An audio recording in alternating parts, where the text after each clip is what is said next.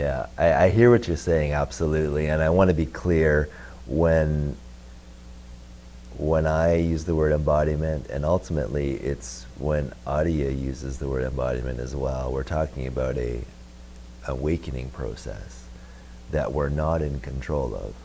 So embodiment isn't a doing, and I get this all the time from people. Oftentimes people will say to me, "Who's doing it?" And there's no one doing it. Every time I go through the embodiment conversation, that's really what it is. It's like a guided meditation for being to dip in a bit deeper. You know, the quality you mentioned of you don't want to start digging stuff up. Ultimately, when I'm speaking about it from the level of being or realization, let it come to you. All these things of opening to emotion or going into the belly, I'm not saying go into it. On some level, if you can tune into it, the starting point is always being, just pure being, just pure witness. And I loved how you worded that you feel that you haven't even started. And when you inquired and you were articulating what you were starting, you came up with the word being. And of course, this is very paradoxical, because who and what we are, the beingness, is always being. We're never not being. The whole seeking story is recognizing what is the experience of being in its pure state.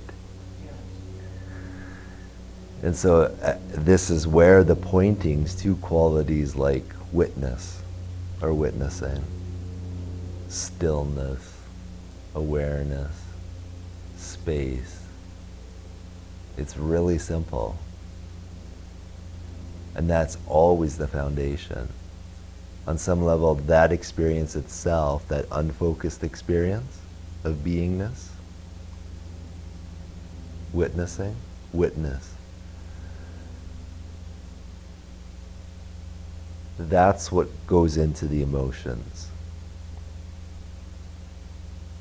And if you can just get a feel for what I'm saying, the place where we can move out of just being, which is that sense of witnessing awareness, and allowing that to enter into emotion, is the place where we can stay attuned to space.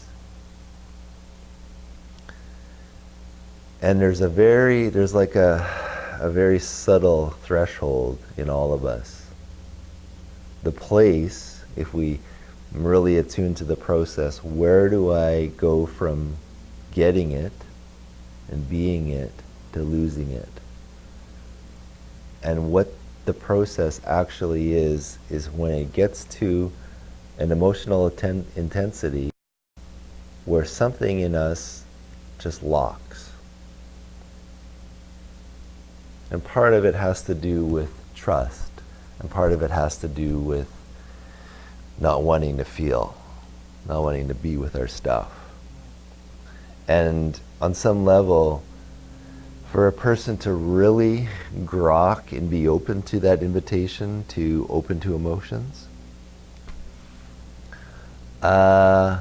usually that invitation isn't going to be heard the first time, or even the first few thousand times, or possibly millions of times. For those of us that are sort of geared towards seeking and awakening to the non-dual, and especially when we begin to experience that sense of spaciousness and openness and awareness, to move from that place where we re-engage the emotional experience, oftentimes there's people that just will never make that step, ever. And it's fine. But part of the impulse or the motivation for us to take that step is ultimately how strong is that yearning for truth.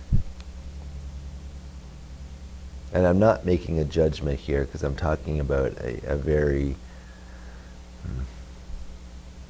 it's a very deep space, but it's also a very vulnerable space too, because when the emotions and the heart opens deeply, there's a lot of vulnerable emotions that arise, painful emotions.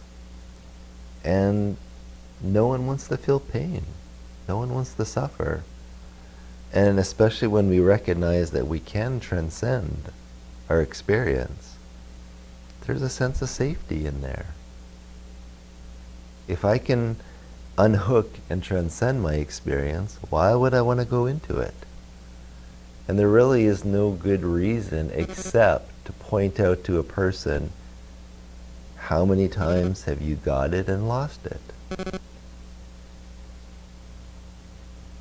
And oftentimes, what a person at that phase of the journey will go through, it's almost as if I like to describe it like holding our breath as the witness, or kind of being stuck in the witness bubble.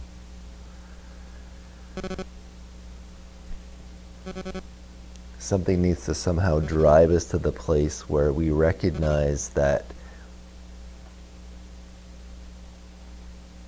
we can lose the witness, open to emotions, and when we fully allow that energy to pass through, that's the quickest way for us to get back to that sense of openness again.